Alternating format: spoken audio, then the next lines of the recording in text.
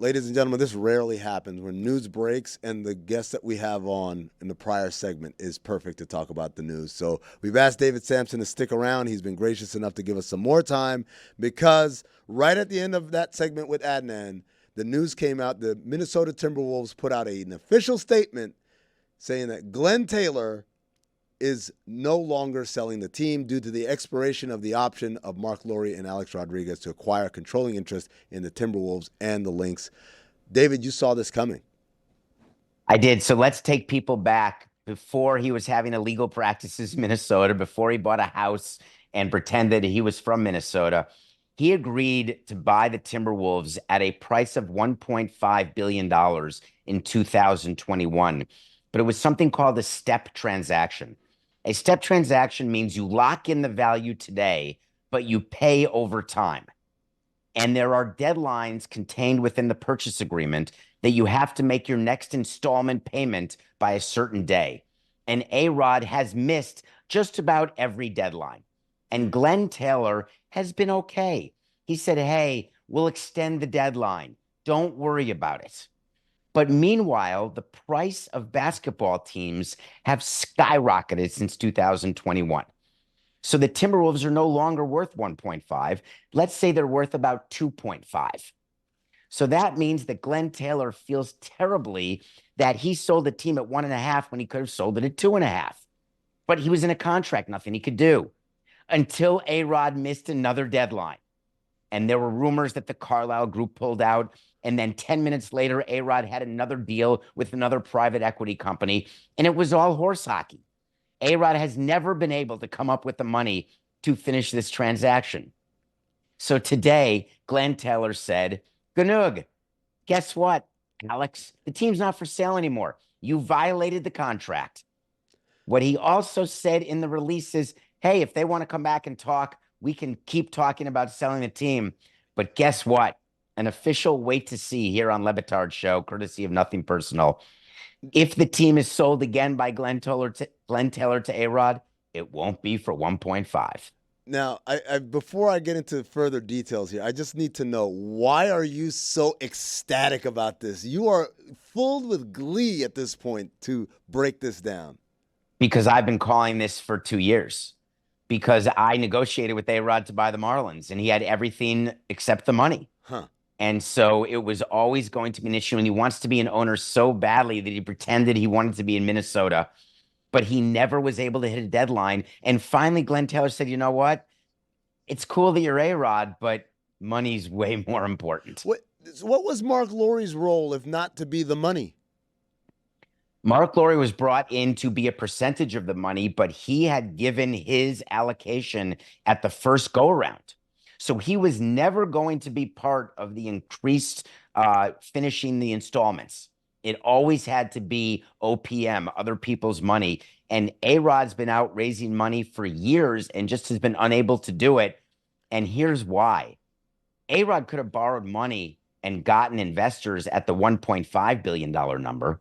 But A-Rod always was trying to make a Beckham-like profit like Beckham did in Inter Miami. He was selling pieces of the team at numbers higher than 1.5. And people were like, hey, why do you get this incredible benefit of having such a low basis? And now it's all done. So, David, one of the things that was part of this step transaction was, I believe, that first payment that was made acquired 20% of the ownership stake. And then there were these other deadlines that was going to increase until the last one, which was end of March, was going to be the one that would have them as the majority owners of the Minnesota Timberwolves. Those prior payments that have been made, so does this just keep them as minority owners? Did they get a refund? How does that work? No, he is a minority owner. There's two ways it can go. They can, and you have to look at the contract. So contracts can have two different provisions. One can be that if any installment payment is not made, then the entire contract is void and the money gets returned to the investor, in this case, A-Rod. It can be returned with a premium. They can maybe go to appraisal if the team is worth more since the first sale. So Glenn Taylor has to give A-Rod a little bit more for his money to get that money back. Or it can be that A-Rod stays as a limited partner with the percentage he already owned because he made those first installments. So I don't know what the contract says, but it's one of those two things. This is a bizarre. This is one of several bizarre sales that have happened in the NBA recently. The Charlotte Hornets one, I think, is a lot more complex than people understand. I know that Gabe Plotkin, who, if that name sounds familiar from the movie Dumb Money or from the GameStop crisis, it is. It's the one and the same. Same guy. But it's a weird transaction where even though he's the name and he's the one buying the team, the secondary investor partner in that actually gets to be the governor for the first 5 years before it reverts over to Gabe Plotkin, because he's the one that put the money up, and then Gabe Plotkin has to pay him back over the 5 years. If not, he's no longer the governor of the team. David, is it just me, or are we having more and more of these sales that seem to be more complex like that, as opposed to the straightforward, hey, I want to buy your team, here's the money, let's go? Well, listen, the number one straightforward of all time was Steve Ballmer. Yeah, cash. He went to the ATM, took out a couple bill. Sterling was gone. Ballmer was in. It was a dream come true for Adam Silver. But the number of people in the world who can do transactions like that is very, very small. So when the value of the assets of these teams continues to increase, you need groups of people. Like Bruce Sherman has a group of 10 or 20 people helping him do the Marlins transaction. When you look at what David Rubenstein just did with the Orioles, they listed all of the limited partners. You're cobbling. You're putting together 20 million pieces of 20 million each. You need a lot of money, which is why the NFL is looking into allowing sovereign fund money, and basketball and baseball already do allow it, because you want to keep the value of teams increasing. To do that, you have to find big chunks of change from people who don't want control. And in the real world, an individual doesn't want to give you $300 million toward the purchase of a team and not be allowed in the clubhouse, or not be allowed in an owner's meeting, or not be allowed to make a trade. So it's super hard to put these deals together now. I mean, it's funny because that's the point of buying a team, right? The point of buying a team is like, I want to play fantasy basketball for real. And so the idea that people would invest the majority of the money and say, no, you go ahead and have fun with that, I just want it to be part of the financial process. It's pretty much what Mark Cuban would have us believe happened in Dallas. He sold to the Adelsons, and like the idea is like, no, but I still control every element of basketball ops. I answer to no one. They just front money and do the business. It just doesn't make sense. And I don't think that's the case. I think you have to look to see who the governor is with Cuban and the Mavericks, and I'll bet you $1 the governor is not Mark Cuban anymore. It is the son of, I think her name was Miriam Edelson. Mm-hmm. So what's interesting, George Steinbrenner once said something to me, play it, because it is true. But if it's true, you don't get to play it. Well, I don't even know the rules. If it's true, does it contextualized? Dude, you called it on yourself. I gotta hit it when you call it on yourself. Yeah, but also the rule is if you're name dropping, right? You could have said so. This is not a name drop, because what he said was important, and for him to say it, there's nothing more limiting than being my limited partner. And what that means is, if you're not in the room where it happens, you're not in control, then really what you doing? You get to go to cocktail parties and say, yeah, I'm the owner of a team. That's whatever. But to really be the owner, you have to be the control person, and it's really hard to be the control person of a team. Now, David, one of the things you mentioned, the Carlyle Group earlier, that was the original team the original firm that A-Rod had secured financing through.